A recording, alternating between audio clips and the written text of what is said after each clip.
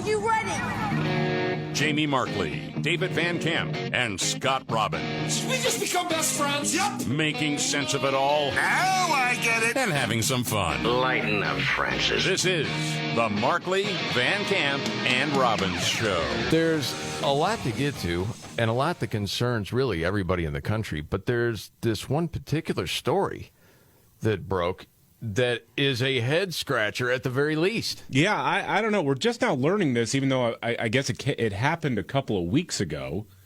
A drunk guy reportedly wandered into the home of the National Security Advisor, Jake Sullivan. And Wait a minute. The Secret Service is there 24/7. Yeah. Yes. They were on duty. They didn't see the guy wander in. They said there was no sign of a struggle, no sign of forced entry.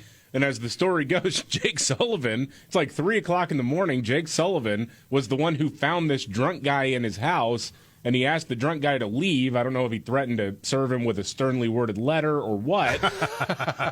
Yeah, right. It worked so well with the Taliban. Of course it did. Then Jake walked outside to tell the Secret Service, hey, did you know there was a dude in here? The Secret Service said, what? No, we had no idea. This is it.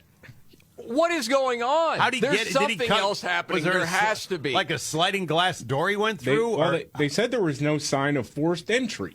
So something was open. Something was open, I guess. But what is this? Anyway, I thought it was kind of interesting that even though there was no assault, there was no attempted assault, there was no break-in, actually, the Today Show still tried to tie it to make it this bigger story. I don't know if you heard this about crime against lawmakers. Oh, my goodness. See, I caught the Good Morning America coverage. This is new to me. Roll it out. There was no physical confrontation with Sullivan, and at no point did it appear that Sullivan or his family was in any type of danger. This, of course, comes against the backdrop of rising threats against public officials across the country. Of course, Hold just on. this week. Did he say lies and threats? Rise in threats. Or rise in threats. Yeah, Okay. I thought it was lies, too, the first time I heard it. No, it's a rise in threats. Okay. So the threat is I can just roll into your place at 3 a.m., even though you're the National Security Advisor and you have Secret Service. I'm going to go ahead and just see if I can slip through. I call BS on this. What's going on? Yeah. I don't know. There's more. Yeah. There's Of more. course, just this week, we saw the office of Democratic Congressman Jerry Connolly attacked by an intruder. So, Savannah, this is something that is at the top of many people in Washington's minds. Well, one, this has nothing to do with that. No. I mean, there have been lawmakers assaulted, but the bigger story is because crime is out of control in Washington, D.C. And I would say to all the Washington, D.C., the people who work there in Congress and in the White House, welcome to what the rest of America has been dealing with the last 3 years. Okay? A rise in crime. Was Jake Sullivan in his underwear holding a hammer? I don't see that. Again, like at the risk of getting out over my skis, and I admit it, I did with the Paul Pelosi thing because I none of that made sense to me either. It did not make Still sense. doesn't. No. It's like, okay, but if you're the National Security Advisor, I mean, you're not talking about some 70-year-old neighborhood watch guy. You're the National Security Advisor with Secret Service detail, and a drunk guy just waltzes into your house in the middle of the night? Something else happened. Dude, I can't tell you how many friends I have that are not in politics, not in government, but just because of cameras around the house and activated lights, would have a better idea of an intruder just with your basic security system at home than this guy, the National Security Advisor. Did the guy say you're in mega country now? That I don't know, but I think we do have a clue. He was apparently holding a can of Bud Light. Okay, so More on that story a little bit later. David, you have a story out of Philadelphia, but this seems to be indicative of the United States in general. I think this is the good news. I know there's a lot of stuff that's really hard to take right now. There's a lot of feeling of being downtrodden if you're a common sense American. And I will say this is a Democratic primary in the city of Philadelphia for the next mayor. And because, Democrats outnumber Republicans in the city of Philadelphia 7-1. So this, for all intents and purposes, is the mayoral election. the election happened last night, and the woman who won and will likely be the next mayor is someone who is in favor of things like stop and frisk.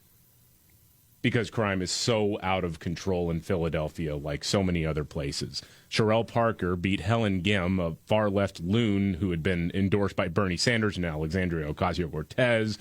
Gim was big on the whole defund the police stuff.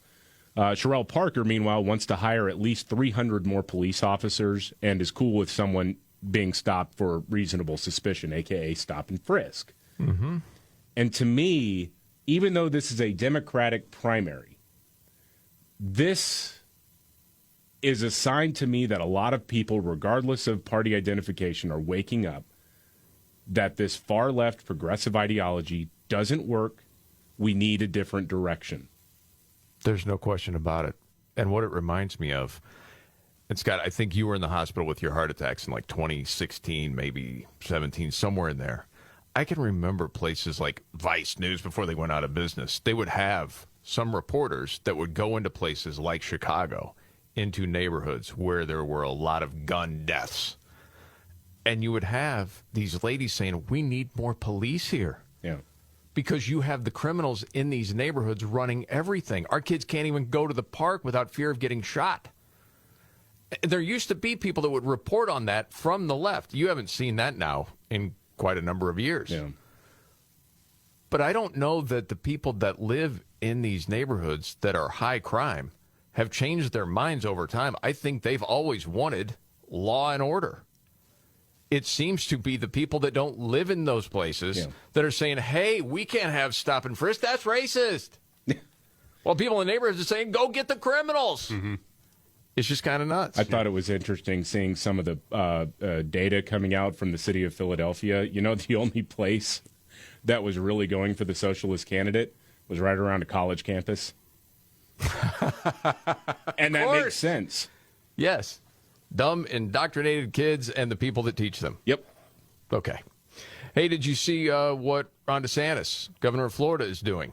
Deploying the National Guard, law enforcement to help Texas. All right, we're going to send our people over to Texas to help with that problem going on there. Good job. You like that? Hell yeah, I like it. Some people are saying that is just a calculated political play. So what? Right, there actually is a problem, though, at the southern border, so who cares? Yeah, Exactly. I don't care. Call it what you want. List of Fine by support me. includes more than 100 Florida Highway Patrol troopers, 200 Florida Department of Law Enforcement officers, and 800 Florida National Guard soldiers, all being sent to Texas. Because all of a sudden, it seems that after last weekend, media comes out and says, oh, not near as big a problem as we thought. Yeah. Good news. Carry on now, but the problem continues. Yeah. It's just not getting coverage. Well, they're squealing now like crazy, though. These northern states that are getting it now, and now we have a problem. Yeah.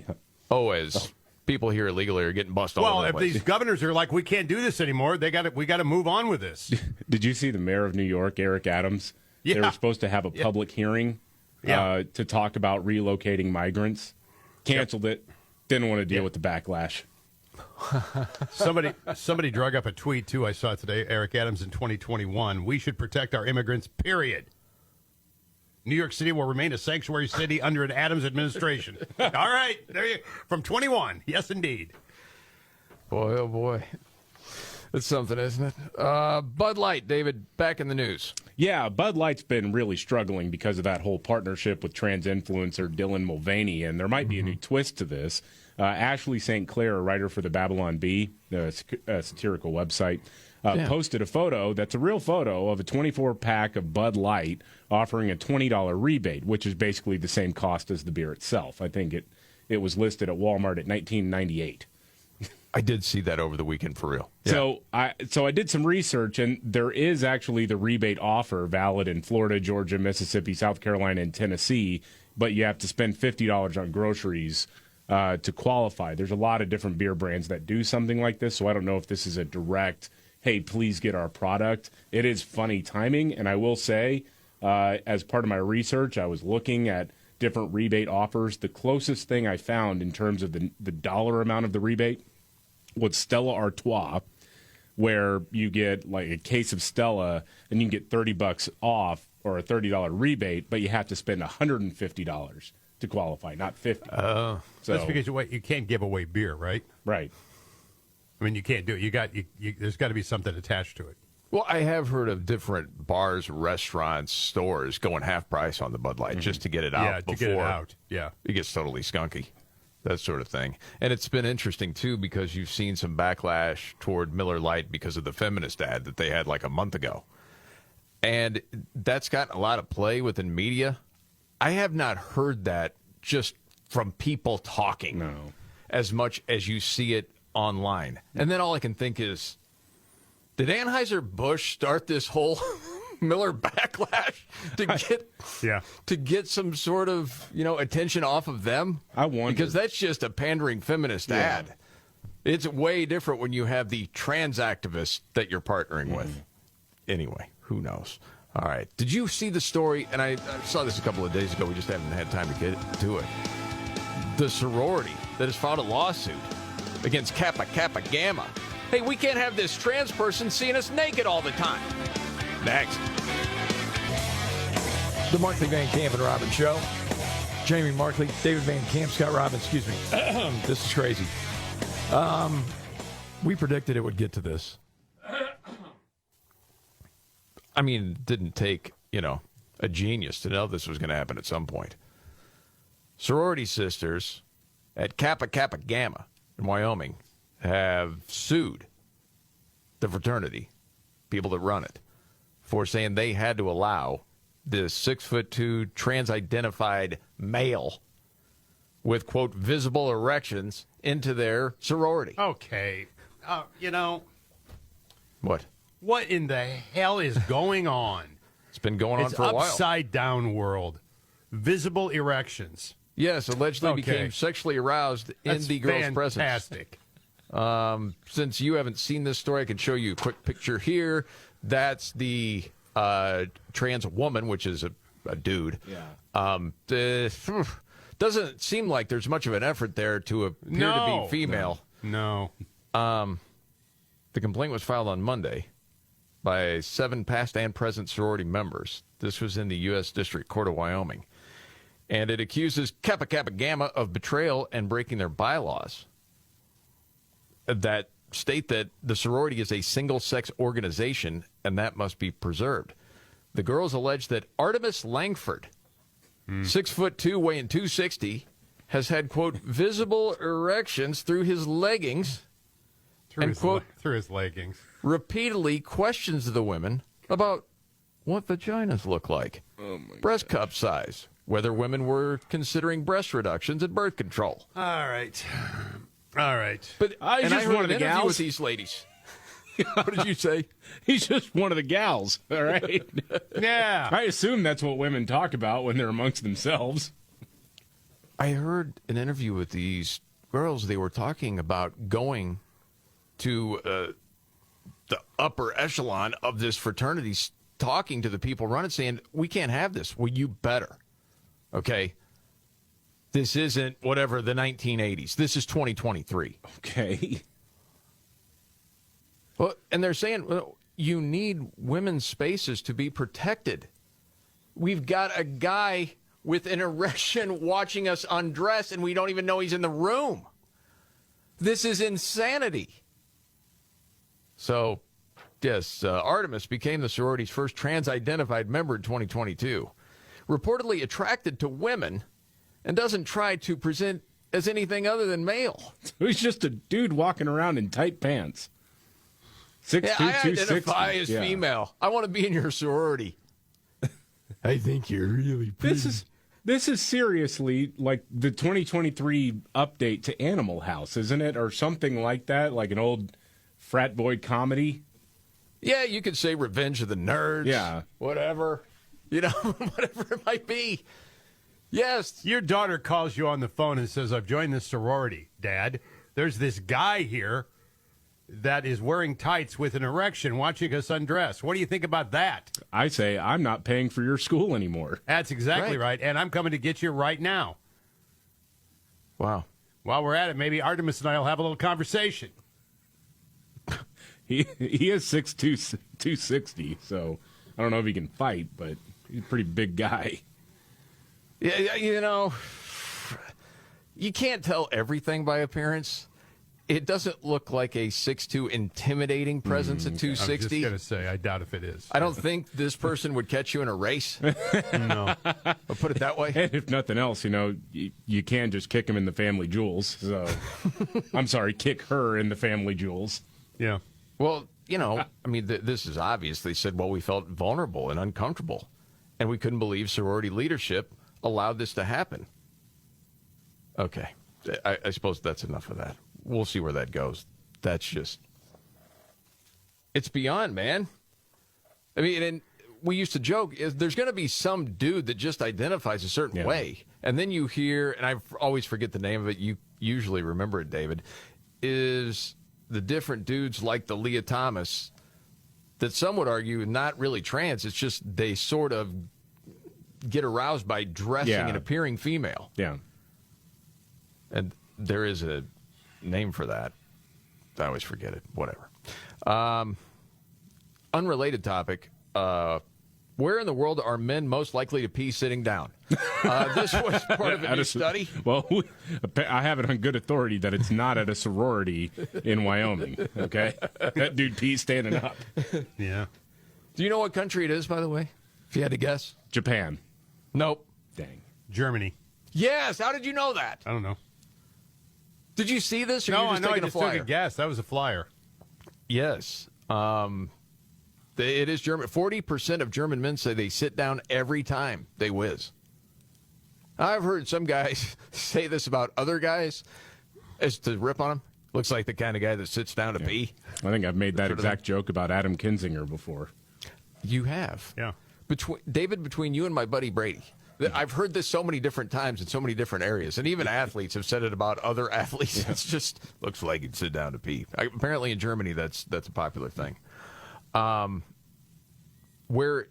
other countries where this happens quite a bit, I guess, Sweden, Denmark, Canada, and Australia. Remember Australia used to have the reputation as a bunch of tough people, and especially tough dudes? I think that was before the pandemic. I think they tell you it's better for men if they do sit down in terms of flushing the system. Is that right? Yeah. I mean, again, that's what I've heard. I did see this. I dropped out of med school after my freshman year. Yeah. It's more common for older men to do it, especially once you get past 60.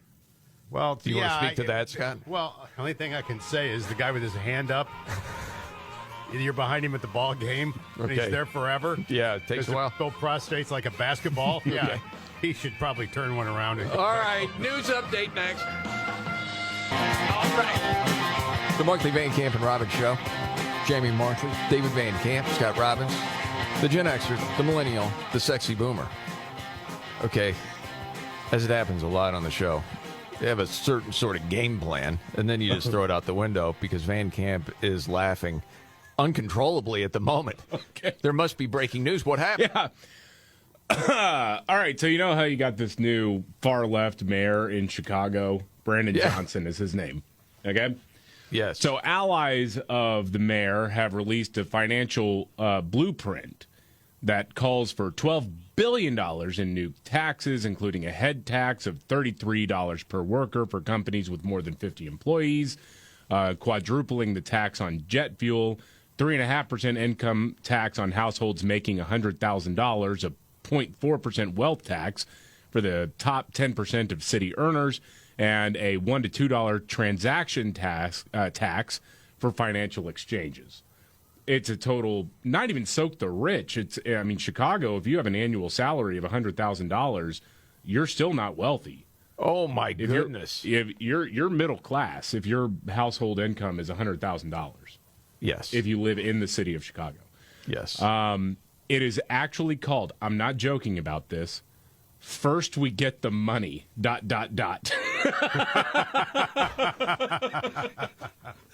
You can't make that up. Dang, man. Wow. The plan also calls for eliminating all current vacant positions at the Chicago Police Department and cutting the budget by 9%, the police budget. Dude, I'm sorry. I'm going to reference a 1979 movie called The Warriors. Yes. It happens occasionally on the show. And near the end, I think it was Washington that said, Cyrus was right about one thing. It's all out there. We just got to figure out a way to go steal it. Yep. And that's what it sounds like in Chicago. Oh, yeah. First we get the money. Oh, my goodness, man. All right. You have a story, David, of an elementary school teacher. Yeah, there's a fifth grade teacher in Florida who says she's being investigated by the state after a parent complained about a movie she showed the kids. Jenna Barbie is her name. Apparently, she showed this Disney movie that came out last year called Strange World. I have not seen it, but apparently a big plot point is the main character is gay and has a crush on another boy in the movie. Okay. Parent complained about it, saying the teacher was opening the door for inappropriate and now in the state of Florida, unlawful conversations within the classroom. And I think of all the Disney movies, really, you know what you're doing with that. I mean... Yes, they know what they're doing. Anyway, Jenna Barbie was on CNN because, of course, she's being painted out as this victim of fascist Ron DeSantis or whatever. And she responded to the parent who complained about it. Okay. What she's missing and what these parents are missing is they're not in the school system. That just shows me that she's ignorant and has not come and volunteered at all. Because these conversations, these doors, they're open. These students have one-to-one devices. The amount of things that they're able to pull up that we have to shut down, these conversations, these doors that she's talking about, that's telling me I'm stripping her rights as a parent, those rights are gone when your child's in the public school system because there are students talking about these things. It's where they get 90% of their socialization for the day. And we can't shut down every conversation every child has. But you don't have to promote it. No, you don't. I mean, no, you do your job, okay? And as far as... Those rights are gone when your child's in the public school system because... Said the quiet part out loud. Not. Yeah, no, they're not. No, they don't just go away as soon as a kid enters the classroom. That's not... Yeah, I mean, it's one thing. Of course, kids have conversations, yes, even in elementary school. Sure. That you probably wouldn't want your parents to know about if you are the kid having that conversation. Maybe I'm telling on myself here, but there are things you and your buddies, as you're kind of exploring language and the world around you and whatnot, you'd have these conversations. But you didn't. But if the teacher got wind of it, they'd tell you to knock that crap off. Not say, I want to guide the conversation. Right. Or I want to play this movie to stir conversation. Yes. As a parent, you already have your challenge with smartphones, with anything online, because you're trying to keep control of that already. You don't need to add to the challenge of, well, what is the teacher showing as the movie today at school? No. And no, this part about... Those rights are gone when your child's in the public school system. No, they're not. Maybe people have been indoctrinated to believe that. That is not true, and that's why so many people are leaving. Bring back the film strip guy. Who's the film strip guy? In East Africa, native... Oh, dude. You don't want kids tortured with that boredom, do you? Dude, that was like the best, right? Film strip guy was the best because you have to pay attention to it. You just could nod off. Yeah, I was at the tail end of the film strip, and then it was Laserdisc for a while. Remember that? Yeah. I remember watching on Laserdisc The Voyage of the Mimi, which is millennials will know what I'm talking about, or many millennials will know what I'm talking about, especially if you're an older millennial like me. It was about, I guess the boat was called the Mimi, and I think Ben Affleck was in it as a young kid. What? And I need to fact check that, but for some reason I have it on my mind that was Ben Affleck as a young kid. That was like the first movie he was in. Well, they got something similar to that now. My Grampy is my Mimi. Yeah, Voyage of the Mimi is about a guy named Earl becoming Earlene. You're right. All right, it's the time of the show. We go around the room, and it's not the biggest story maybe out there today, but it caught your attention. David, today, what's your story? Oh, man, Bloomberg has a wild piece about, climate change and trying to change the weather through legislative actions. You need to understand that this is the goal. This is what they want. The headline is, South Africa beats climate goal, as blackouts / emissions. See, South Africa has had massive blackouts because they've gone all in on the green weenie stuff, and they've had regular breakdowns of coal-fired plants, which represent about 80% of South Africa's electricity production. But they're not pushing to improve those things. What they're doing is investing in solar and wind, and it can't keep up because it's not that reliable right now. But it's framed as a positive. No kidding. What they write in the first paragraph of this piece: South Africa is ahead of its target for cutting emissions of greenhouse gases. Yeah, because people don't have power for 12 hours a day. Besides that, What a success. minor inconvenience. It's a little warm in here. Yeah. But yeah, we're hitting the goal. That's fantastic. All right. So for your story today, Scott, what do you got? D.C. Mayor Muriel Bowser stunned lawmakers. And that takes a lot to stun lawmakers when she testified that just over 200 homeless people live in the nation's capital. 200? She made the claim during testimony before the House Oversight and Accountability Committee on Thursday, telling them that her numbers are the facts, despite other estimates that triple, quadruple that number of people living on the streets in D.C. Do you agree that we have a major problem in Washington, D.C. as it relates to homelessness? Asked one of the lawmakers. Well, we have 221 people as of today's count that are living on the street. Are those the people you're referring to? No, it's the other 3,000 that you don't count. Wow. Okay. You just make up a number. You just throw it out there. There it is. It's only 200. Well, who's going to hold her accountable? Well, no one is. That's my point. You could just say whatever you want. Yes. Thought this was interesting for my story today. And I don't think this is going to get a whole lot of traction. There was a new paper from Northwestern University. They did some research. Did they? Yes. And they found out that aggressive use of ventilators may have killed some COVID patients. That's been talked about for, years at this point, that if somebody was having trouble breathing, they just crammed all that equipment down in there. They didn't have a lot of, there were people that were doing that didn't have the right kind of training to administer that type of treatment. And so they actually suffocated people. God. Yeah, dude. Now, when you've seen this, have you seen it in mainstream media at all? I think I've seen an article, but it was more it was framed as new conspiracy theory from right-wing sources. And it's well, no, it's really not. That has been talked about pretty much almost since the beginning. Research from Northwestern University is far right now? Yes, apparently so, yeah. And Alex Berenson highlighted this, but from the research, it said COVID, and I know there were a lot of people that died. I'm not making light of that, but it had a relatively low mortality rate compared to other respiratory illnesses. And the researchers found after examining about 600 patients with severe pneumonia, COVID patients remain intubated longer than other patients and develop secondary bacterial infections way more often. Mm-hmm.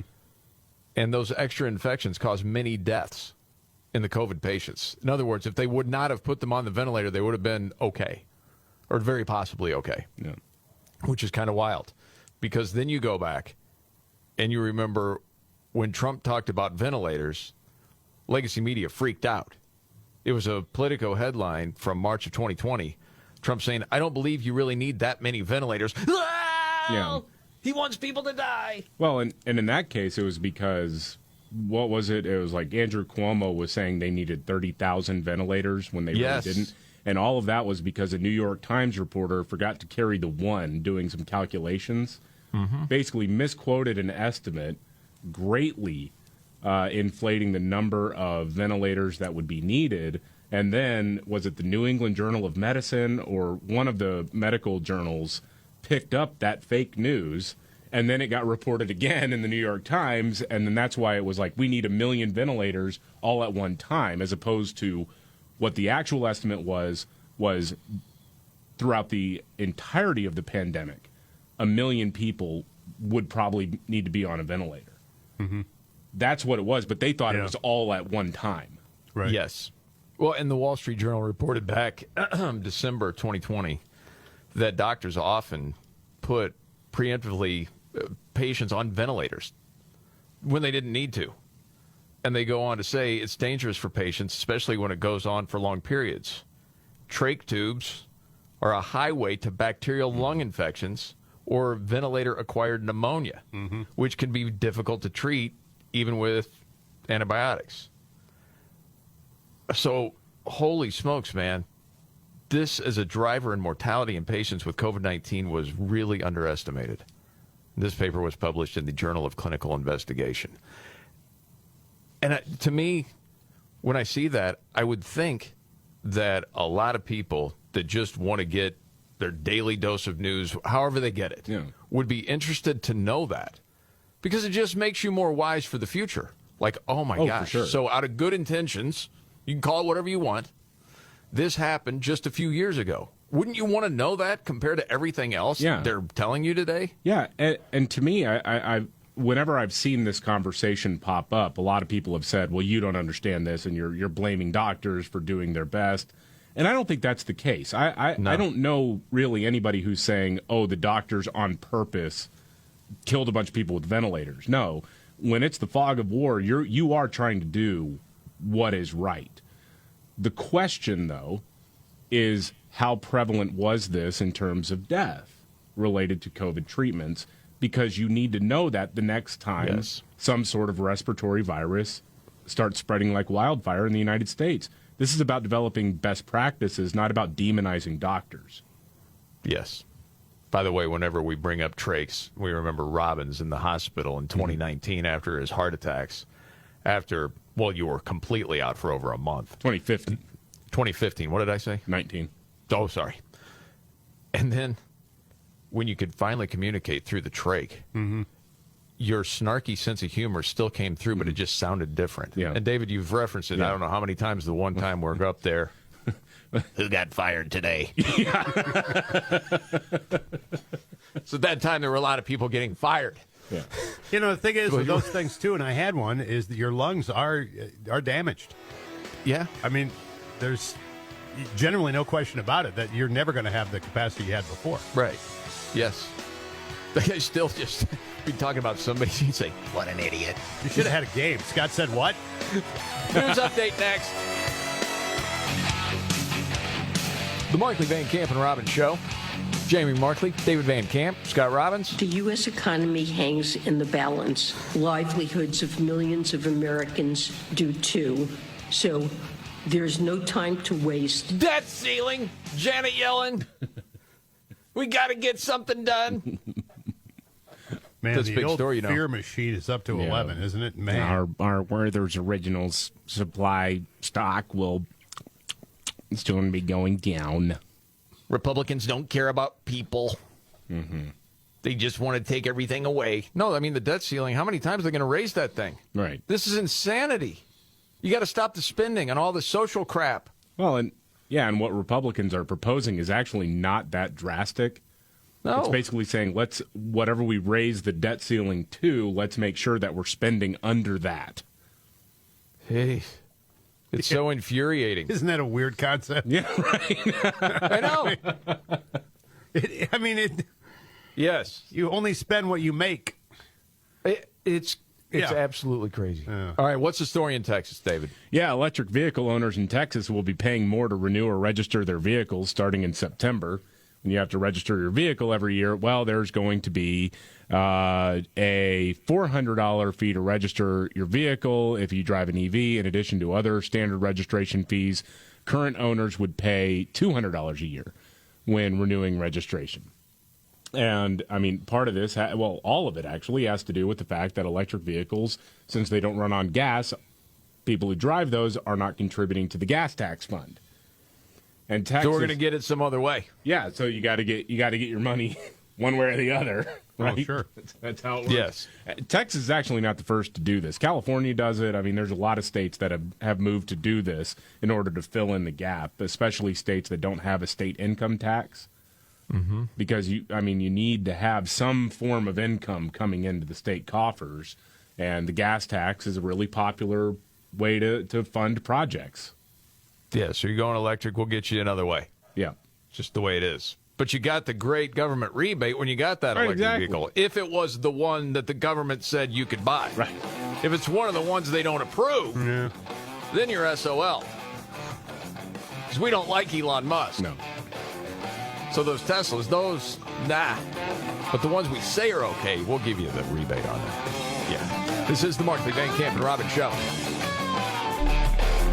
Are you ready? Jamie Markley, David Van Camp, and Scott Robbins. We just become best friends. Yep. Making sense of it all Now I get it. and having some fun. Lighten up, Francis. This is Jamie Markley, David Van Camp, Scott Robbins. Okay. So the Durham report produced no startling revelations, nothing there really. Yeah, this is wild to me, man. This is probably the best example of how the media is basically just trying to cover for itself now after being totally exposed for lying about the Trump-Russia collusion stuff. Mm-hmm. How all their sources lied to them and they just played stenographer and pushed it out to the American people for years. Yes. Durham report is out. This is the investigation into the origins of the Trump-Russia investigation, and John Durham found that the FBI never had evidence that warranted a full investigation. It was started by the Clinton campaign. Obama knew about it. The intelligence agencies knew it was bogus, but they launched this thing anyway. Here's the framing from the failing New York Times.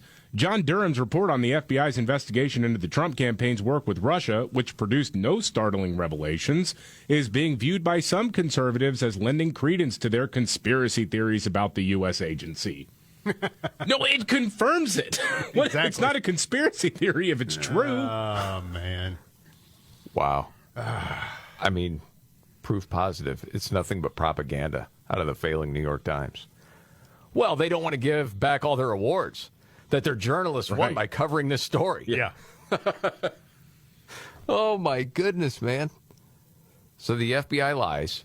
Well, it's funny because they know it's not true.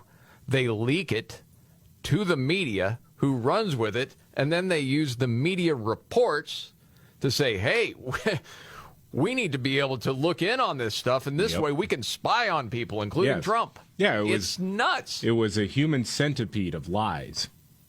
Yes. Yet no startling revelations, says the failing New York Times. Yeah. Wow, man. Did you ever think we'd be here in 2015? Because I can honestly say I did not. No, it is pretty remarkable to watch this. I mean, how can you say it's anything but propaganda? Yeah. Well, how can you say it's not startling that a sitting United States president knew that his preferred successor was starting a disinformation plot on American soil and essentially gave the green light to the intelligence community to run with it? Yes. That's pretty startling to me. Not only that, but Hillary Clinton started the whole thing. Yeah. That seems to be omitted from a lot of legacy media's coverage of this. Right. It all started there. It's absolutely wild to watch this go on. David, you have an update on John Fetterman. Yeah, so John Fetterman yesterday was grilling the former CEO of Silicon Valley Bank, one of the banks, of course, that failed in the last few weeks. Huh? Was grilling him? Was grilling him, yes. He was attempting to, I think, Scott. This is the Democrat senator out of Pennsylvania who almost died from a stroke last year and then had to be hospitalized for 6 weeks this year due to crippling depression.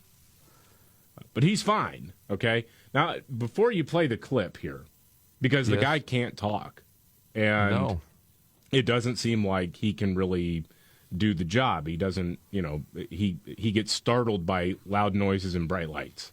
That's from his own campaign. Correct. Or his own team, I should say. So I just want to share this with you before you play the audio.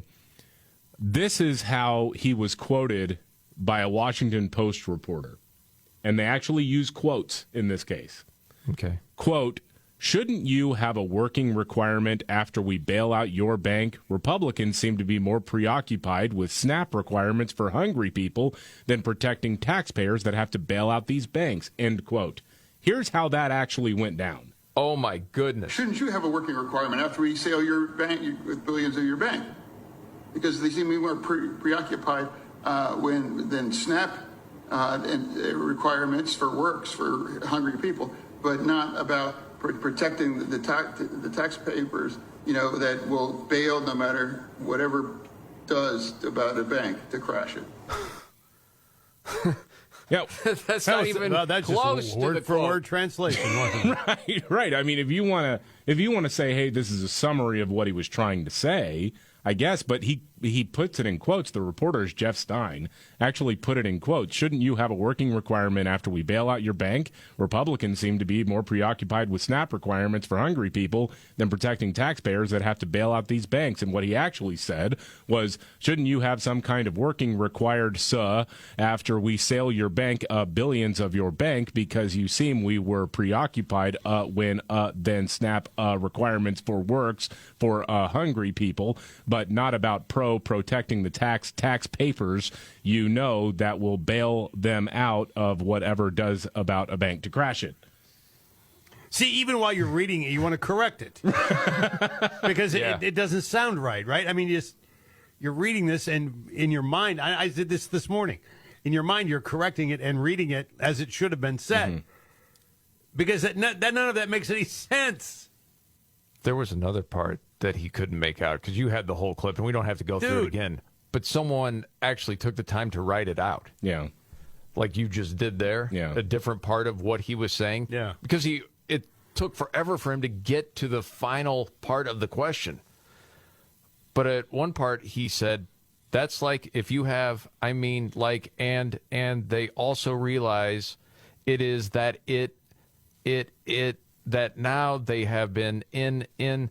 Dude, I feel almost bad reading this, but this is what it was. Yeah. A guaranteed, again, by no matter what, by how? Isn't it appropriate that those kind of controls should be more stricter? Dude. I don't even know what, I don't know why they have him asking questions. I mean, it'd be one thing to say, hey, listen, we're going to let this guy continue to recover while he serves in the Senate. But to do this, you're setting him up to fail, for crying out loud. But I think, David, you had a point yesterday. They're doing it on purpose, daring people to call it out. Yeah, and because I think when they come at you and say, oh, you're being ableist for pointing out what you see and hear, which leads to actual serious questions about whether or not he is fit to be in the United States Senate. And to me, it's like, if it's just a matter of he can't get the words out, sometimes that does happen with stroke victims or anybody with any sort of brain damage. Everything's working in their mind, but they just can't, whatever process goes from the brain to the mouth, there's a breakdown there. They can't do it. You could totally make accommodations for that. You could totally say, we're going to do text to talk. Yep. You would do the same thing if somebody had throat cancer and could no longer speak. You wouldn't make that person get up there and try to struggle through speaking. It's terrible. All right. Yeah, from the party that wheels in Dianne Feinstein, too. Yeah. Oh, did you see the update on her? I did. Did you see it, David? Oh, where she said I wasn't out? Yeah. Yeah. She'd been out for months. I know. It's the whole thing. And the reporter is asking, well, coming back into this, what do you mean? I honestly, from reading that, I don't think she understands that she was gone for as long as she was. She doesn't. But these reports have been out for years now. Just awful. Holy smokes. Okay. Let's get to the drunk guy that walked into Jake Sullivan's house. Who's Jake Sullivan? He's what again? He is the National Security Advisor. And and he's got Secret Service? He does, oh, yeah. And somebody just walks in. Yeah, a drunk guy walked into his house a couple weeks ago, and we're learning about it now because the Secret Service is doing is trying to remedy whatever went wrong here. But apparently, this guy was hammered, got into Jake Sullivan's house. By the way, not even Good Morning America could spin this one, really. Yeah, the ridiculousness. If you didn't hear that report, if you're up for it. Sure. Roll it. To that major security scare and questions about how an intruder was able to get inside the home of President Biden's national security advisor at 3 in the morning. Yeah, how'd that happen? What? Picture this. It's 3 a.m. in the morning in late April, and a strange man simply walks through an unlocked door into the home of the national security advisor, one of the most important people in all of U.S. government. And the story gets worse. There's a detail of Secret Service agents outside who apparently do not see him go in. How do you not see somebody? Are you asleep? Well, also, you're the National Security Advisor and you don't lock your doors? Exactly. That's strange. Well, I mean, you got 24/7 security, so maybe you feel safe. I mean, if a raccoon crosses my front porch, I get an alert on my phone. Right. Ding, I'm ding. thinking It's actually about kind of everybody I know that has different security systems. This would be an alert. The man is confronted by Jake Sullivan and leaves within minutes, but this can't happen, and the Secret Service knows it. They've launched an investigation to see what went wrong, why all the layers of security failed, why no alarms went off, and they want to know what in the world were those agents doing. They apparently did not even see the man leave. I'm told security changes have already been in place. You think? All right. Something fishy. What's going on? You know, I could be totally wrong, but the way my brain works, you know, Come on. Again, something's hinky here. There is that little part of me that believes that was not an uninvited guest. I don't know what they may have been doing. I'm not going to suppose anything else, but it's just we're all thinking the same thing. What is that? It's incomprehensible, or it just doesn't seem possible that the National Security Advisor doesn't lock his freaking doors and the Secret Service doesn't notice someone going in or coming out of the house. Because as the story goes, Jake Sullivan walked out and said, "Hey, Secret Service, did you see that guy?" That's unreal. Okay, you need to leave. So then he doesn't say right away, "What are you guys doing?" I mean, there's something else going on there. Maybe he got an alert and realized his wife was coming back a little bit earlier than expected and told the guy he had to skedaddle and then had a cover story. Jake Sullivan's married? Yeah. Somebody who works in the she works in the Justice Department. So what was she doing during all this? I don't know. Something else is going on. Arriving back in town on a red-eye flight unexpectedly. Yeah. Jake has on the silk robe and the hammer in his hand. With a cocktail in the other. Seriously, how does that happen? I don't know. Well, there's a lot of other stuff we got to get to. Oh, Elon Musk talking about George Soros, saying, yeah, he hates humanity. Elon also said he reminds him of Magneto. What? Yes, we'll get to that. And, Scott, you're going to have to explain this. The Dodgers are going to honor this drag group mocking Catholics? What's going on with that? Ridiculous. All coming up right here. All right. The Markley, Van Camp, and Robbins Show. Jamie Markley, David Van Camp, Scott Robbins. Elon Musk cracks me up. Can't help it. Called out fellow billionaire George Soros, igniting a firestorm online. A firestorm. Okay. Well, people got their feelings hurt. Mm-hmm. What did he say? Said George Soros reminds me of Magneto. It's Magneto, sir. Yeah, he's a bad guy in what superheroes? X-Men. What is it? It's the X-Men, yeah. Yeah. It's never into the X-Men. My apologies to all X-Men fans everywhere for getting the name wrong. He said he hates humanity, and that's why he gets all these DAs elected to not enforce crime. Well, there's truth to that, yes. Yeah, I think that's... Well, yes, we know that, but you're always thinking, okay, is it some other sort of ideology, Marxism, some nonsense? Elon Musk just says, no, George Soros hates humanity. That's what it's all about. Said you assume they're good intentions. They're not. He wants to erode the very fabric of civilization. Soros hates humanity. Yeah, I would believe that. Seems to make sense to me. I don't know if you caught the little interview, and I forget who it was with, that Musk was doing, and the interviewer was saying, you know, a lot of this stuff you comment on Twitter are conspiracy theories. Yeah. And then his response to it, this is pretty good. You do some tweets that seem to be, or at least give support to some who would call others conspiracy theories. Well, yes, but I mean, honestly, you know, some of these conspiracy theories have turned out to be true. Which ones? Well, like the Hunter Biden laptop. That's true. Yeah. Yeah. So, you know, that was a pretty big deal. There was Twitter and others engaged in active suppression of information that was relevant to the public. That's a terrible thing that happened. That's election interference. Yeah. Russian collusion. Yeah. Things like that have altered the state of a country forever. Well, let's not even talk about COVID. Yeah. You're not even touching that yet. Holy smokes, yeah. Oh, and vaccines and everything else that went along with it. Sure. But this is the guy that the left is still incredibly afraid of. And it does seem that the guy is for free speech. I know he's upset, a lot of people on the right, with the new hire, CEO of Twitter, because she comes from ties of the World Health Organization and also the Davos people. I get that.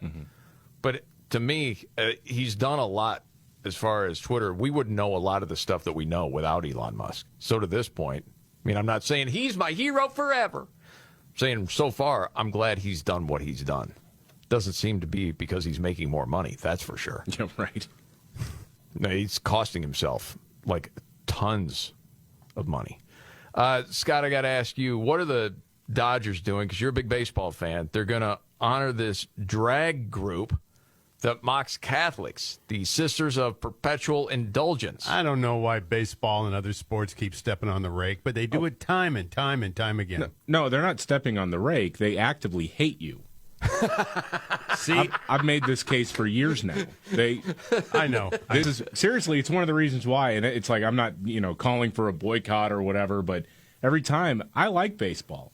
I've spent a lot of money going to Houston Astros games, and I can't watch Major League Baseball anymore. It pisses me off now. Every time I turn it on, I think about them caving to the left when it came to the All-Star game in Atlanta because of this lie that Georgia had done the Jim Crow 2.0 voting law. And that's the moment when I realized Major League Baseball hates me. This is a group of people, right, that dress like nuns? Is that it? Yes. They're called an anti-Catholic hate group. Exists to desecrate and degrade the Catholic faith. This is the time you really miss Vin Scully. Well, a beautiful day for Dodger baseball. Seems like a group of bearded nuns are on the field right now. that sister all is a about? mister. Well, what do you know about that, huh? Well, on Easter this year, the group put on a Jesus and Mary themed striptease. Yeah. Writhing upside down on a large wooden cross was part of it. I'm going to be a drag queen, and I'm going to go as Muhammad. Oh, buddy. See how that works. Woo, that's a hot one. This is the Markley, Van Camp, and Robbins show. Okay, biggest story of the day, if there's one. ISIS just put out a jihad on me. I was going to say. That's Van I'm Camp. serious, though. If somebody think did of that, the media reaction to that. if it was like, okay, this drag queen's going to go out there and be sexy Prophet Muhammad in a G-string, and he's going to perform in front of children, you would get so much crap, and justifiably so. I'm not saying that would be a great thing. But you would become public enemy number one from liberal media. But if you do it to the Catholics, well, that's fine. Yeah, I don't think that the San Francisco Giants or the Anaheim Angels or the Los Angeles Dodgers would be doing the special night for those folks. No, they wouldn't, because they don't want their stadiums to blow up. News update on San Francisco. You got it here next. The Markley, Van Camp, and Robbins show. I'm Jamie Markley, Gen Xer. The Millennial, David Van Camp. The Sexy Boomer, Scott Robbins. Okay, we have another town calling a violent criminal a pillar of the community. Yeah, there was a situation, we talked about it last week because a bunch of lunatics went to the Board of Supervisors meeting in San Francisco. And remember that one lady just started screeching, just literally started screaming. Yes. This is what happens in trans genocide. Blah, blah, blah, blah, blah. Yes. The person was caught shoplifting at a Walgreens. The security guard kicked that person out. Well, that person returned, stole stuff, and then tried to leave. There was a fight. The criminal wound up getting up and walking out the door, but then turned back to face the security guard after apparently saying, hey, I got a knife. So the security guard at the Walgreens pulls out his piece and shoots him once. Mm-hmm. That person's name was Banco Brown. She identified as a man. And this is, according to the left, evidence of transgenocide. But the prosecutor in San Francisco isn't charging the security guard because she says, Brooke Jenkins says, you could make a pretty good case that it was self-defense. Yeah. We saw the video. Yeah. But listen to how CBS News framed it this morning. Okay. Brown, who is transgender, was known for helping black transgender youth and had been struggling with homelessness in the weeks before his death. Tapes are just telling us everything we know, that Branko was murdered because of his crime of being hungry. No. Here we go. That's not what happened. Here we go. There was a shoplifting involved. There was a scuffle involved. Yep. And then, I mean, it'd be one thing if the security guard shot the person in the back as they were running away from the store. Right. That would be a different situation, I think. But when you say you have a knife and you're standing a few feet, just a few, I mean, what, like, she was basically on one side of the door, he was on the other. The security guard was on the other. Like, not, like, 3 feet, 4 feet, maybe? Sounds right. And this is after the criminal spit on the security guard. Yeah. So then you turn back around and you've indicated that you have a knife. Yeah. Yeah, you're going to get shot if that person has a gun and knows how to use it. Okay. And correct me if I'm wrong. They were both black, correct? Yeah. Okay, so that takes away one angle from media. Mm-hmm. But still, this is somehow, this person was targeted because they're trans? And hungry. The crime was being hungry.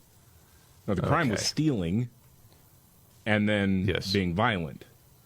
Right. And then there's protests and everything else. Yeah. And the truth is, most people in America, where they don't want to see anyone die, is not going to be bothered by this story in the least. Just not. It is the, say, mess around, find out. Yep. Say I got a knife and you're threatening and you're used to doing that, well, you're not going to threaten anybody anymore. And again, nobody wanted to see him die, but... No. Okay. And he's probably a John Legend impersonator. Entertained so many. Yeah. Okay, there is a story about something that happened at a school with a book again. What is this story? Yeah, this is in Hayworth, Illinois. Okay. Small town. And this teacher, Sarah Bonner, I just want to read from you, and then I'll explain why this is so outrageous. But this is how NBC News framed this.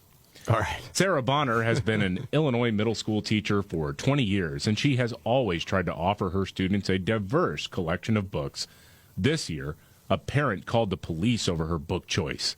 It started on Monday, March 13th, my birthday, 2023, when she held what she calls a book tasting for students. I wanted to give them a smattering of fiction and nonfiction to choose from on a day that we call Reading Monday. Said the teacher, we just read and celebrate books. One of these books was Juno Dawson's This Book is Gay.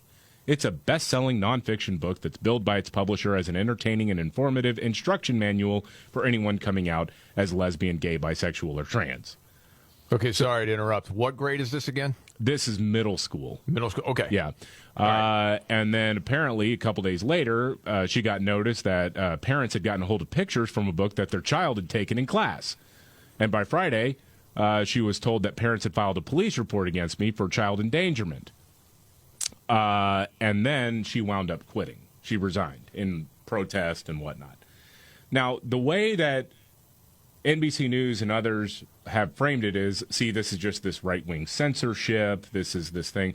Okay, let's go through some of the things in the book called This Book is Gay. Okay. And keep in mind, you're talking about middle school students, and there are terms in this book, in the glossary section, I can't say on the radio. It includes... Then how is it okay for a middle school kid? Right. It includes, I'll just try to church this up a little bit, a detailed explanation and how-to of pee-pee play, of how to whiz on your partner and have it be fun for both of you. It includes things involving fecal matter. What? In the bedroom. It includes a guide of all the kinds of sex you can have, how to do it. And let's see. The book is listed at ages 14 to 17. And it also talks about going to bathhouses. That is not okay for middle schoolers to be given at school. Okay. You're talking about some sick stuff in there, right? Yeah. And you've heard this before. That's part of grooming because you're desensitizing kids to sex, which opens the doors for groomers. That's part of how you get a kid, and especially kids that oftentimes come from poor families that aren't accepted by other people. And you're opening different doors with these kids to desensitize them to these things of a place where they will be very much accepted for older people to take advantage of them. That's one of the signs of grooming. Yes, it is. Especially in middle school. So the fact that this teacher quit is fantastic because she shouldn't be around kids. No, that's grooming. I just want to read one more portion of this book. Okay. Again, this poor teacher had the police called because she was handing it out to students. Good. Biological differences, according to this book. Okay. Gay men and straight women have equally proportioned brain hemispheres. Gay women and straight men have slightly larger right hemispheres. Okay. Gay men have slightly longer and thicker winkies. Excellent. The amygdala of gay men is more responsive to porn than those of straight men. So we have bigger bleeps and we're... I don't think I could say that word. And we are more... we want to pursue that activity more. Got I'll say it. that. All right. And then... I know you were looking for help there from Robbins or I, but you was. were out there on that island, and we were kind of enjoying just seeing you like paddling fast. I had a trying to keep your head lifeline, but above I water. was too entertained by what was going on. And then it wraps it up. The biological differences. Finger length ratios may vary between lesbians and straight women. Get combing the streets with a finger ruler, ladies. That's for middle school kids? Are you freaking nuts? Yeah. Wow. And by the way, Glad this she's is gone. a small rural town. This isn't like some major metropolitan city somewhere, you know? Okay, well, totally, I was going to say switch gears. It's not totally switching gears. It's just a completely different story. Riley Gaines, you know, the swimmer from Kentucky, that she's been very vocal about protecting women's spaces, including in competitions. She had to swim against the artist now known as Leah Thomas, the biological dude we all know was the UPenn swimmer. So she testifies before Congress. And part of this, honestly, and I've heard her speak many different times, was something that I'm not sure I knew before or remember this part. Listen to what she said about this whole atmosphere with Leah Thomas at the Nationals. A 6'4", he's actually taller than 6'1". A 6'4" male walks in, disrobes, and is fully intact with male genitalia while we're simultaneously undressing as 18 to 22-year-old girls, and we could do nothing about it. I actually immediately left the locker room, and I went up to one of the officials on the pool deck, and I said, how is this allowed to happen? You know, I understand the guidelines for the competition, but what are the guidelines in regards to the locker room? And he looks at me and word for word says, oh, we actually got around this by making the locker rooms unisex, so it's not a big deal. Time out. Had you heard that before? No. I had not heard that I've never heard of before. unisex locker rooms. When did this happen? Okay, if you remember when we were talking about this as it was happening with the swimming, how crazy it was, how we were living in a society that just allowed it to happen. Yeah. And for most sane people, you're still in that same place. How is that even possible? This has to stop. Then you get to the unisex bathroom. Yeah, and she goes on from there. And I thought about that, and unisex. So this meant that any man could have walked into our locker room, not just a self-identifying female. Yeah. Any man, any coach, any parent, any official, any man who wanted to would have had full access to, and bare minimum, we weren't forewarned. And actually, Leah Thomas's teammates who dealt with this every single day all year. Yeah. And we had heard different stories about them going to their administrators that basically said, deal with it. I think she talks about that. When they expressed their discomfort to their administration and they sent an email, and I swear I have a screenshot of their response, their administration responded back with, if you feel uncomfortable seeing male genitalia, here's some counseling resources that you should seek. Oh, God. What? That is insane. Oh, come on. And what does the left do, along with left media? Just hateful people. Leah Thomas just wants to be who she really is. No. That insanity. Get her some help, whatever it is. Not every woman needs to say, well, we got to be okay with guys just being in the locker room now. No, that's absolute nonsense. I can't believe we're in this time and space sometimes. It's just crazy. Meanwhile, the same people that say, hey, deal with it, women. So what if she has a penis? All right. We need to boycott Dolly Parton because she did a duet with Kid Rock. Did you see that? Are you kidding me? Okay. No. There's a second rule. The first rule is leave the kids alone. The second is get Dolly Parton's name out of your mouth. Okay? Yeah, David's going to get irritated now. Yes, you've heard for a long time Dolly Parton has this rock album coming out. She's got all these duets. One was with Kid Rock. Well, the people on the left hear that, oh, we need to boycott Dolly Parton. No. Oh, God. She makes it seem like everything he says that she's all about. What? Yeah, saw The Advocate had written something saying something to the effect of he's not even really a rock star. Like he's what? I don't know, he's pretty much a rock star, man. Sorry that hurts your feelings, but the criteria is because he's not in the Rock and Roll Hall of Fame, and it's like, well, Boston's not in the Rock and Roll Hall of Fame, so. Well, okay. Most people would say Motley Crue, they're rock stars. Yeah. Not saying they're accomplished musicians. They're rock stars. They're not in the Rock and Roll Hall of Fame. Kid Rock is a rock star. Idiots, man. But no, the left is very particular. We are going to say who you can and can't do duets with. You don't get to choose that anymore. And if you want to be in our club, Dolly, you're going to have to get rid of Kid Rock. Yeah. Kid Rock, I don't think has been quoted yet, but I can't wait till it comes out because you know he does not give a hillbilly bleep about any of that. Okay. Well, there's still a lot that we need to get to. Public schools might ban chocolate milk. Uh-oh. That and the news update next. The Markley, Van Camp, and Robbins Show. Jamie Markley, David Van Camp, Scott Robbins. There's a report 6 on the terror watch list. Nabbed at the border. Mm-hmm. Which begs the question, how many got through? That's a good question. You won't know until something crazy happens, I'm guessing. Mm-hmm. It's not like you're on the terror watch list. You make it through, get to, I don't know, some town in Nebraska and say, hey, just so you know, I was on the terror watch list, but I've changed my ways. Right. Well, I'm just here for a better life. 3 more, you got a softball team. I think they play with 10, Scott. You got to have the extra outfielder. Okay, well. But unless you got somebody that's really aggressive in center. Well, they are terrorists, you know. Yeah, got that. Public schools might ban chocolate milk. Don't know if you saw that. Why? Well, extra calories, you know. That was according to the Wall Street Journal. Somebody going to make this into a race thing? I'm waiting. Okay, I'll just read from the story. Okay, they've thought of removing chocolate milk from public school cafeterias along with all other flavored milks.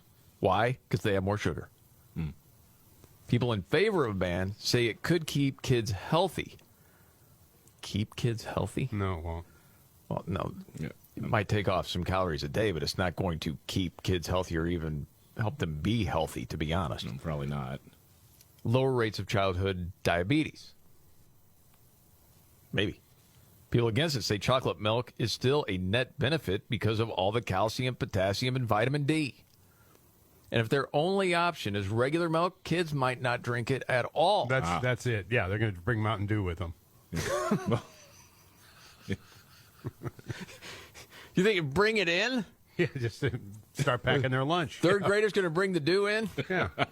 With their the 20-ouncer? Peanut butter jelly sandwich and a Mountain Dew. Says high schools would still be allowed to have it, just elementary and middle schools. So, no, I don't know, man. The quickest way to get people to drink more of it is to ban it. You know, we always had trouble drinking milk in elementary school because we didn't have the cartons, we had the bags. Just bags of milk. You're joking right now. I'm not joking. He's not joking. Oh, hold on a second. I've seen the bags. No, they're if you're bags. New to the show, every time we go some sort of childhood memory, and it might be something really pleasant, David's going to bring the entire group down with tales of his childhood. And now we've got milk in bags. I am not familiar with milk in bags. It's milk in bags. It's little plastic bags that are, it's like kind of the weight of a bean bag, you know, that kind of shape. Okay. that's filled with milk. Straw on the side of it. Yeah. I guess it's to save on materials or something. I assume it's easier to ship more of it at one time. Like the little Sunny drinks, those things. They're like no, but it's more like a Ziploc bag than that. They don't stand up; they just flat down. It literally is like a milk bean bag that they hand out to little kids. And the thing is, you have the pokey straw thing. Yeah. And I don't know how many times. That's got to be a mess, kids. Yeah, they mess it up all the you time. try to stab it through, and damn it, the milk's going everywhere. All over. Never took off with the general public, but you know. Come and get your bag of milk, kids. Oh my gosh, it's so freaking sad. Drop it in the Halloween bag. The Markley, Van Camp, and Robbins Show. Are you ready? Jamie Markley, David Van Camp, and Scott Robbins. We just become best friends. Yep. Making sense of it all. Now I get it. And having some fun. Lighten up, Francis. This is the Markley, Van Camp, and Robbins. Jamie Markley, David Van Camp, Scott Robbins. Okay, it's like a daily update of guns. Well, there's been a lot of court cases going around. Today, the news is the Supreme Court has decided to let the current lawsuit regarding Illinois' gun grab make its way through the system instead of temporarily blocking it. I know some people are mad about this, but I don't buy it right now. I think the court is waiting for the right case so they can have the full argument and then they can issue. I do believe, based on their track record so far, that there will be an extremely strong defense of the Second Amendment coming. It just takes time, unfortunately. So they just got to sit tight and be patient. I think this whole thing is going to be a huge win moving forward. I think that just put a lot of people at ease. Yeah, honestly. Well, I do. You look at lower court rulings today. New Jersey just got hammered for their gun control laws, and I mean, the Second Amendment advocates in lower courts have been racking up the wins. And this comes as liberals are now trying to push more and more extreme gun control laws. But look, again, just be patient. This will work its way through. I do believe that Second Amendment advocates will get what they want in the end. Okay, I want to ask you this, Dave, before we go on and get to this clip from this nut. Yeah. You and I have talked about guns for years now. And I think, Scott, sometimes you can glaze over when we're talking deep into guns. Yeah, well, I mean, I'm a proponent of ownership, yes. I don't personally own one, though. No, you guys do. But as far as the people most against guns and want gun control, I saw this whole group. It was like Moms Demand something. Yeah. Okay. I'm just asking the question. That's not to be mean or anything else other than to say, do you think most people that are against it understand it to a level of why people want to own guns and what the real problem is? No, I don't. And I don't even think they know what current laws are and what they mean and what effect they have. I think it is astonishing to me when you have media so invested in the topic of guns, how many that cover the story really don't know what they're talking about. Yeah, it's really, really clear whenever this gets covered. But so recently a federal judge ruled that a ban on selling handguns to those under 21 is unconstitutional, and that's a result of the Supreme Court's Bruin ruling that overturned New York's May issue concealed carry permit law. Right. And so I think, again, there is positive movement here. Democrats are panicking about this, which is why they're back to the whole expand the Supreme Court thing. There was a big protest today. Okay. We need to add more justices, rig the game. That's what they want to do. Senator Chris Murphy tells NBC News that the Supreme Court will be illegitimate if it supports constitutional rights. This guy. Okay. Well, listen, if the Supreme Court eventually says that states or the Congress can't pass universal background checks or can't take these assault weapons off the streets, I think there's going to be a popular revolt over that policy. A court that's already pretty illegitimate is going to be in full crisis mode. Well, okay. Hold on a second. Universal background checks?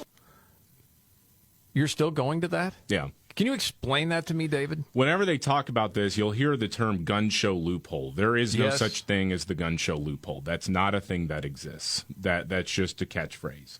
What they're referring to is a private sale provision, where if I were to say, assuming, if my neighbor says, hey, I really like that rifle that you have, what if I gave you, $600 for it or whatever? Well, I would say, well, you got to go up a little bit higher than that. But okay, I'd be able to sell it to him cash because my main business is not selling firearms. I'd be able to do that without going to a gun shop, without going to a licensed retailer of firearms, without a background check.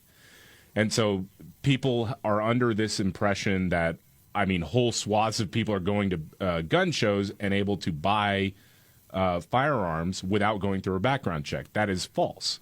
You can, theoretically, if somebody is there and you want to trade with them, yeah, but most people, when they're buying a firearm at a gun show, they buy it from what's called an FFL. This is somebody who has a federal license to sell a firearm, which does require a background check.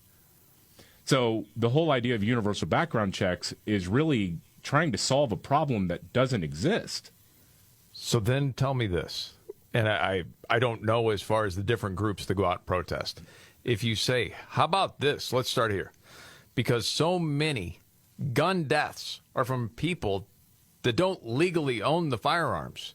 If you are caught with a gun illegally, it's an automatic prison sentence. I would say 5. But let's start with 3 years. Why are all these people against that? Yeah, well, that's a good question. Even in the state of Texas, where they have this evil constitutional carry where but if you go to like liquor stores or corner stores or something like that, they'll have a sign up there that says if you are unlicensed, you face up to whatever it is, like $100,000 fine and 10 years in prison. If you have, and that's not to say like, oh, if you don't have a concealed carry, your LTC in Texas, somebody's going to like grab your gun and say you're going to prison for 10 years. Really, it's to add on top of charges if somebody were to rob that liquor store. Okay. There's just so much of it that is just for political play and not so much to, quote, save lives. And it goes on and on and on. I don't know if you heard the story. We talked about it a little bit earlier. Elon Musk, according to the Washington Post, attacked just nice old guy George Soros. And that is proof that Elon Musk is a neo-Nazi. Just so you know. Yes. Oh, man. When Elon Musk said, hey, this guy, he's against civilization, hates humanity. That's why he wants to get all these DAs elected that won't enforce the law. Then it's mass hysteria. People hate each other. People are dying all over. And to hear Elon Musk say that is proof that he is a neo-Nazi. Okay. All right. Isn't that interesting with George Soros?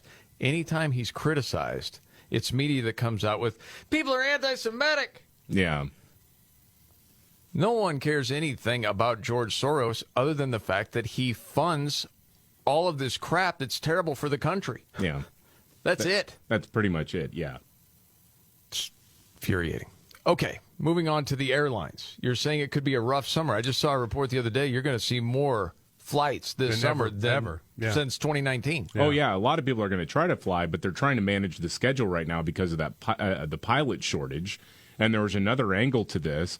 A lot of problems, of course, recently with airlines, and Southwest Airlines in particular has had a rough go of it with the massive cancellations over the winter, last month's double firewall issue that grounded flights. Remember that, Caper? Mm-hmm. There's another issue on the horizon, not just for Southwest. There's a pilot shortage driven by people aging out and leaving work because of the COVID vaccine mandate. The unions involved don't want to ever talk about that. But that, you talk to people, and that actually is something that has driven people to an early retirement. Yes. So already major carriers are cutting the summer schedule. Well, Southwest, in an earnings call this week, said, we're hiring a ton of new pilots and trying to get them ready to fly as soon as they can. But they've run into another problem. They don't have enough planes because Boeing has been delayed on filling orders because of supply chain snarls caused by the pandemic lockdowns. So Dave Williams, the host of the morning show on KLIF in Dallas, I was talking to him about it this morning, and he put it very succinctly and well. So what we're looking at here is inexperienced pilots flying old planes. Yes. Uh-oh. Gosh dang it. You know who talked about this a couple of months ago? I know. Tucker Carlson before he got yes, I fired. recall. See, Yeah. He actually said people are going to die.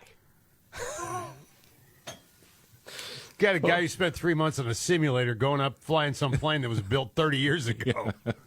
God dang it. How you feeling? Feeling great. What's the problem?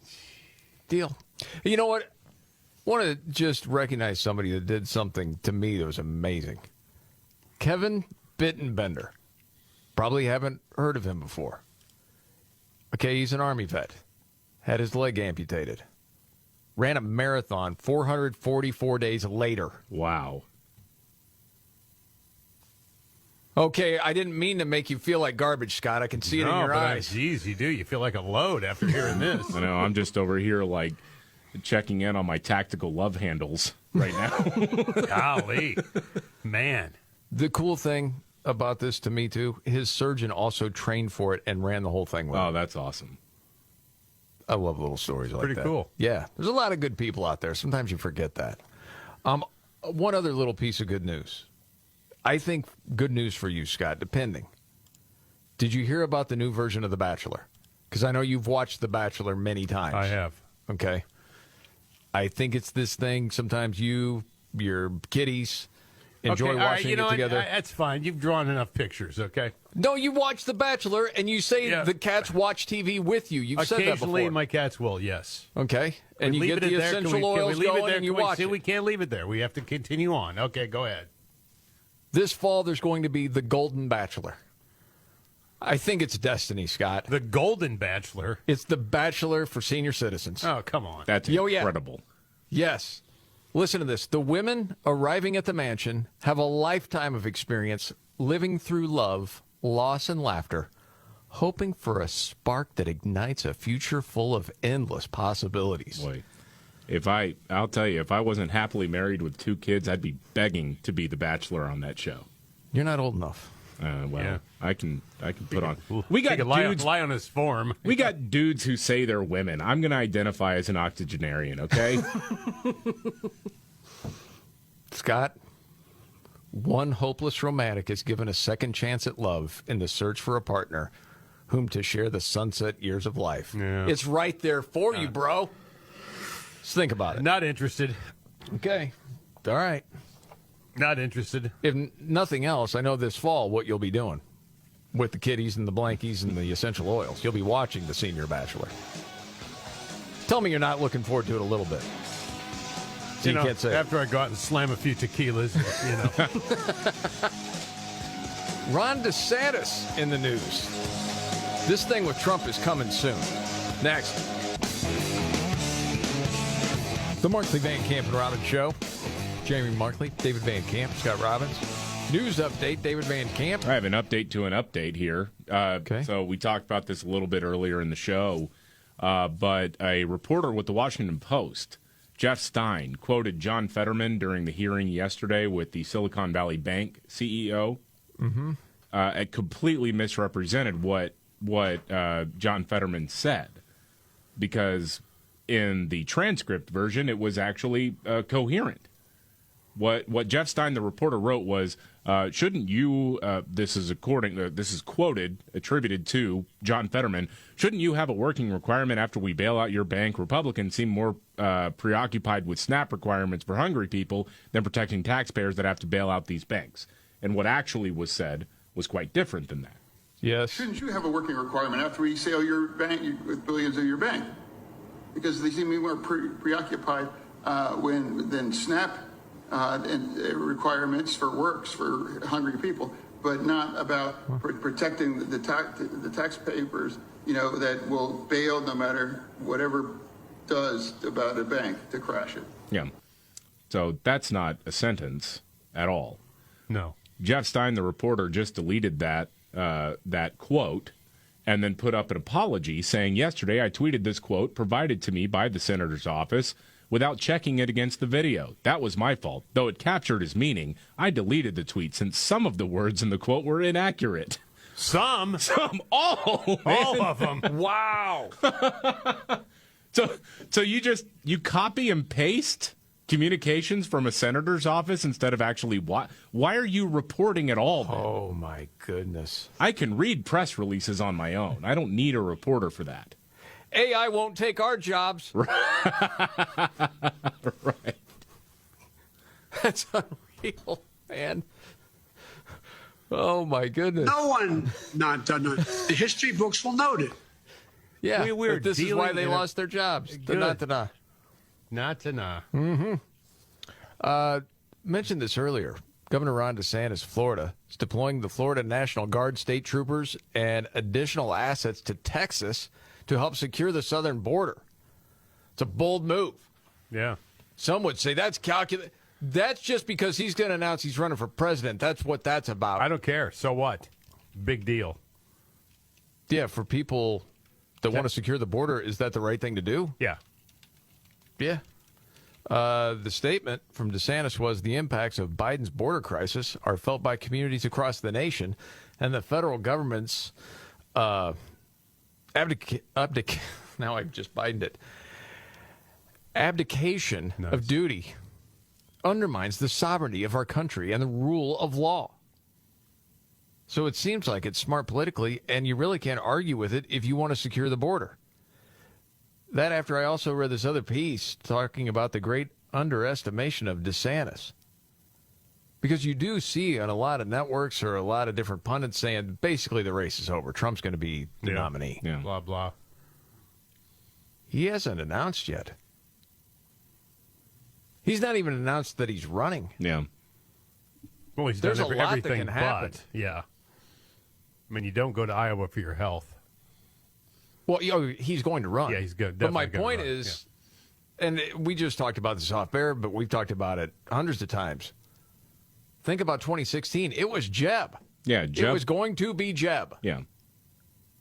And then Trump came in, and you can say Trump is a once-in-a-lifetime, quote, politician. And yeah, absolutely. There's no one ever like Trump.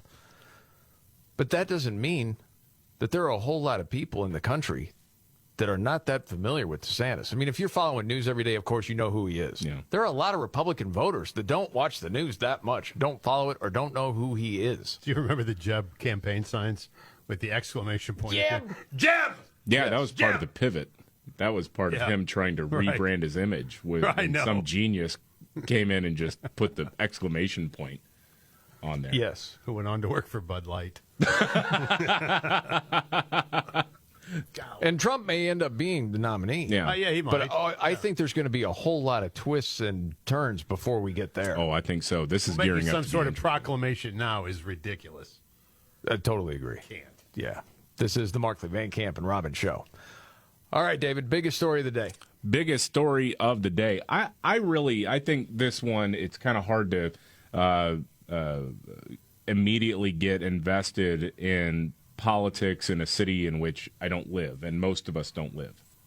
But what happened in Philadelphia in this mayoral race, I think you can extrapolate some sense of what is actually happening out there in the country, because not completely, not totally. I want to go down this road with you, David, but I'm also thinking about Chicago. Well, right. Different animal, different city. Yes. But I just think it's very interesting what happened in Philadelphia's mayoral race. Yeah. Yeah. You got to have law and order. I think everybody wants law and order. That and much more coming up. Let's go. The Markley, Van Camp, and Robbins show. Jamie Markley, David Van Camp, Scott Robbins. All right, before the Scott Robbins trifecta, news update, David Van Camp. I want to start with yours. I think you said you had one. Well, it's not ready yet. Okay, I'll the go audio. It's fresh. It's still percolating. Mm-hmm. All right, I've got some audio here of one of the worst people in America, Randy Weingarten, head of the American Federation of Teachers, big teachers union, that really led the fight in keeping kids out of school all over the place. And then tries to change history, saying, I wanted him in school. And was giving a speech in favor of Joe Biden investing in America. Okay. And this is probably the most off-kilter pro-communism speech I've ever heard. Really? Because you kind of have to, you got to listen to this. All right, I'll just leave it at that. What's happened is that we have been so siloed for so long. And what's happening now is that we're being, we're vitiating those silos. We're taking them down.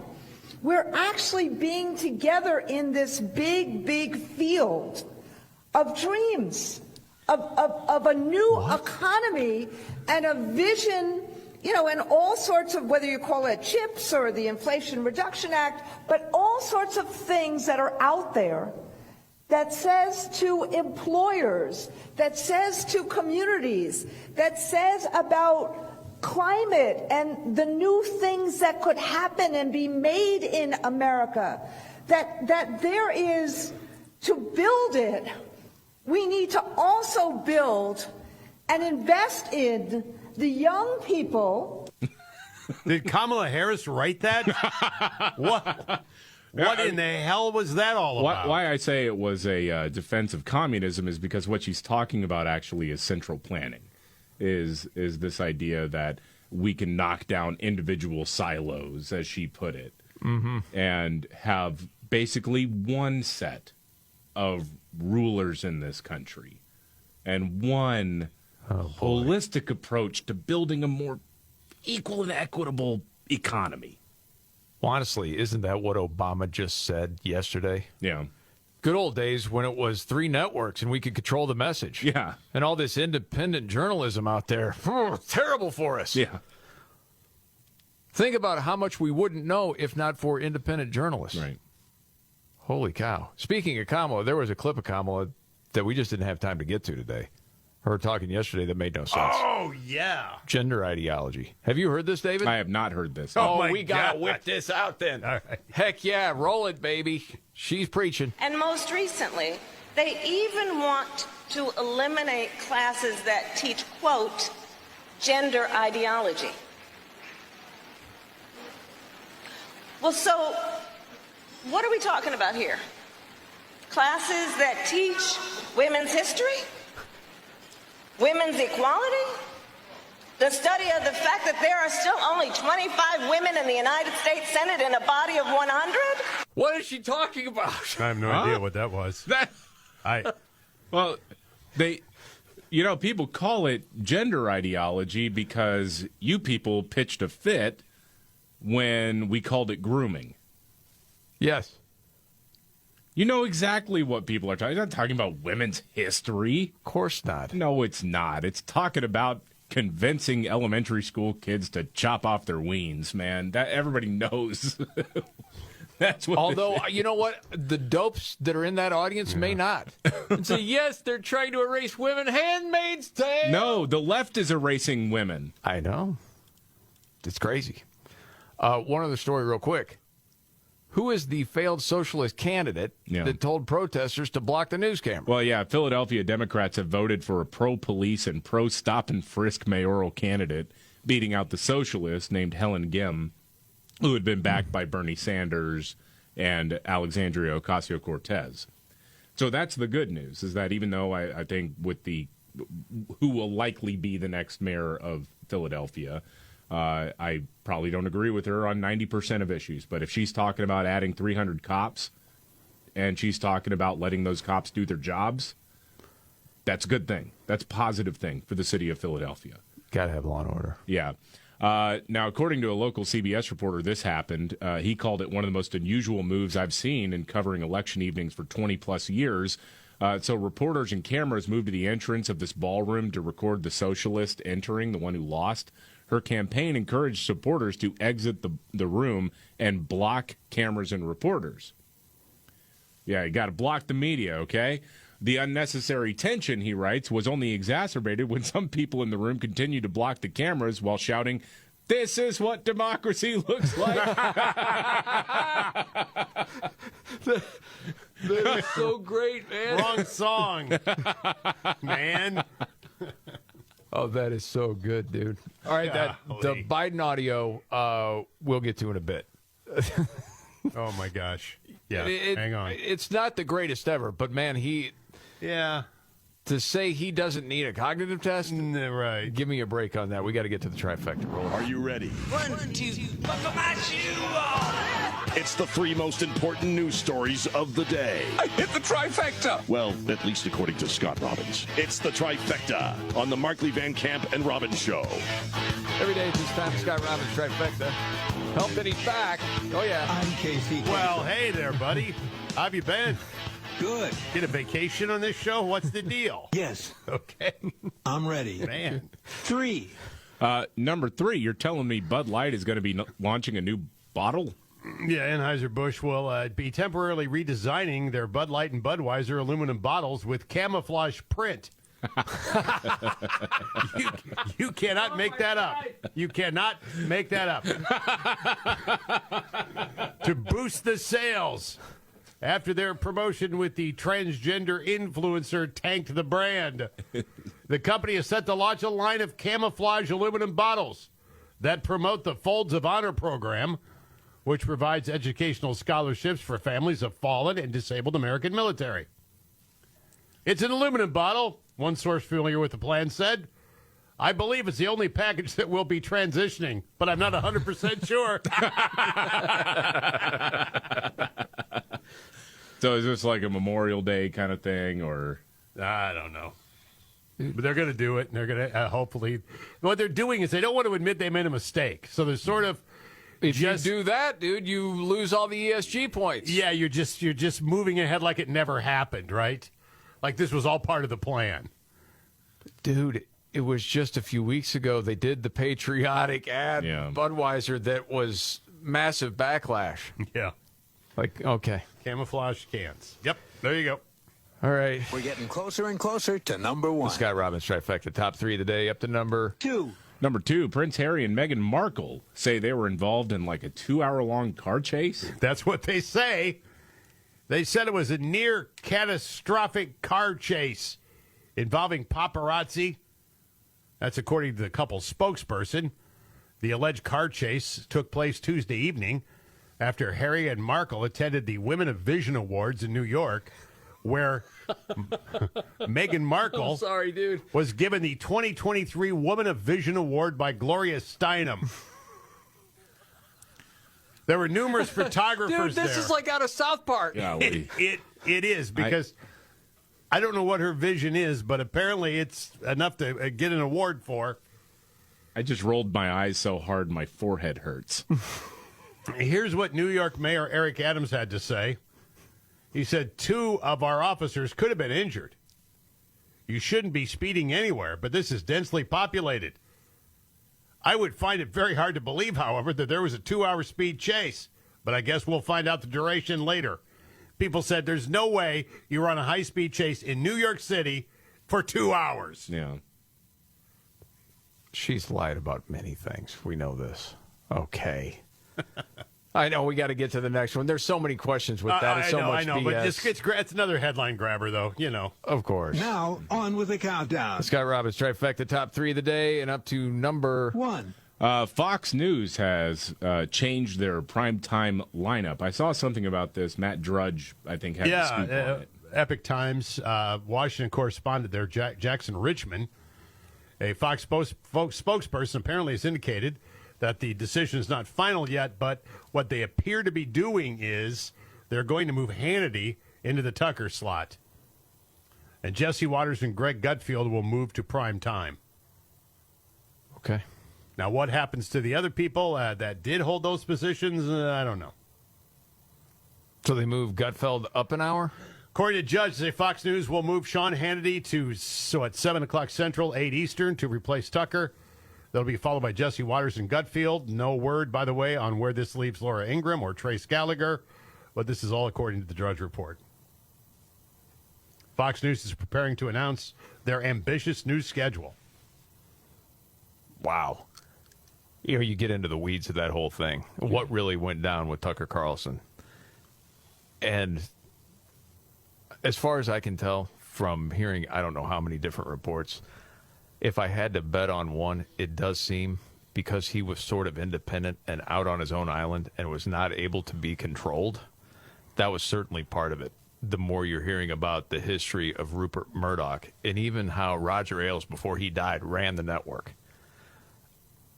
Did you hear about Roger Ailes' widow came out and spoke about this? Have you heard anything about this? No. It's kind of wild. That widow said, now everyone's finding out that Rupert Murdoch, and I'm paraphrasing, was jealous of Roger Ailes because he was the one that really understood the audience. Because he grew up in Ohio. And he understood just American people. And Murdoch never got it. And he always has to be the one that's looked at. It was really interesting because she tweeted something out, and then a reporter got a hold of her. She talked to him for like a half an hour. She was it seemed bitter. But the whole thing does seem like Fox wanted control and Tucker was not able to be controlled. What is your take on the whole, and I keep hearing this too, was part of the Dominion settlement? I mean, this story seems to have got legs again all of a sudden. The part of the Dominion settlement was is this much money and you got to fire Tucker. I don't know about that. I don't know if I buy it. I've heard it, just not sure. Yeah. I'm not sure either. And then you wonder, okay, I think we'll know at some point what the real deal was, but I think you'll have Tucker's take on it. Tucker was the only one that really didn't go way into the weeds on it. Yeah, that's why it doesn't make any sense. Unless with they that said whole thing. we want your top guy gone. I think there may have been a combination of a lot of things, but yeah, the Dominion thing doesn't make sense. I agree with that. I think, if you're worried about advertisers bailing on the primetime slot because he's gone both barrels against Pfizer and obviously pharmaceuticals pay a lot of money to be on the air and run commercials on all sorts of different media platforms. And so they're thinking bottom line more than ratings, because if you're still commanding as a network more than half of the eyeballs available, then what does it matter if you go from 3 million to 1.8 or 2 million viewers? Then the argument to that argument would be, but you need all these eyeballs because you're selling the whole cable package. Yeah. You're selling it because you can raise the rate as far as what you're charging the cable packages. Yeah. In the end, I think they underestimated the whole thing. I think with so. Tucker. But they may have been thinking, well, if we can still get, if we have advertisers who will not advertise in that time slot because of Tucker, then, Then you just told the audience, we're really not about the mission. Of course they're not about the mission. I understand. They're about the money. I understand. But they're always under the guise that we're looking out for you. Right. And you just absolutely desecrated that. Well, this is going to be a long process to rebuild anything close to what they had before. I don't know if it's going to happen, to be honest. I'm with you on that. Yeah, I'm with you on that, too. Yeah. I tried to be more optimistic, but you might be right. Well, I mean, trust has been betrayed for a lot of people. The whole model has changed now. Yes. Yeah. It'll be really interesting.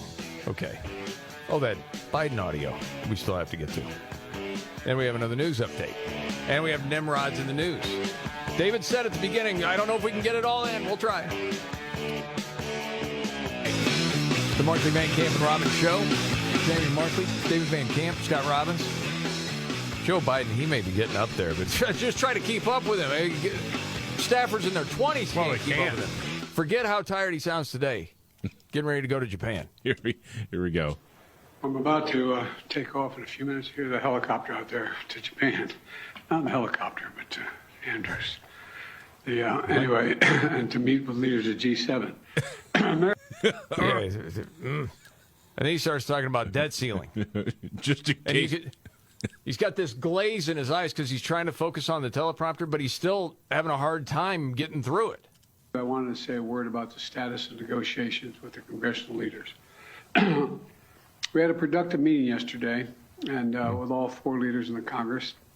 It was civil and respectful, and everyone came to the meeting, I think, in good faith. I'm confident that we'll get the agreement on the budget, that America will not default. And every leader in the room understands the consequences if we fail to pay our bills. and it would be catastrophic for the American economy and the American people if we didn't pay our bills. Who was in I'm there? confident everyone in the room agreed with the speaker, from the speaker to the majority leader, to the majority leader in the House and the Senate, the majority leader in the Senate, the minority leader in the Senate, as well as the leader, the Democratic leader in the House. And we're going to come together. Okay, they're going to come together. Yeah. Did you get all of that? No. That was It's kind of a slur fest, man. It's just kind of the way it rolls. I'll tell you, the reboot of the Avengers is confusing as hell. Yeah, it is. All right, we got to get the Nimrods. Roll it out. When the going gets tough, Damn it, this is too hard. the dumb get dumber. All right, Ian. It's Nimrods in the News on the Markley, Van Camp, and Robbins Show. I love the poorly educated. All right. Nimrods in the News. Probably heard of something like this before. There's somebody driving, and they're drunk.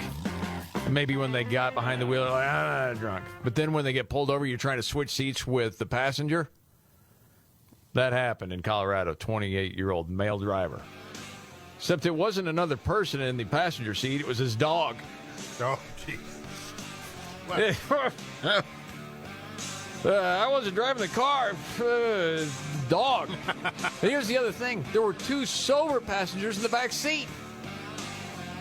And that's Nimrod's in the news.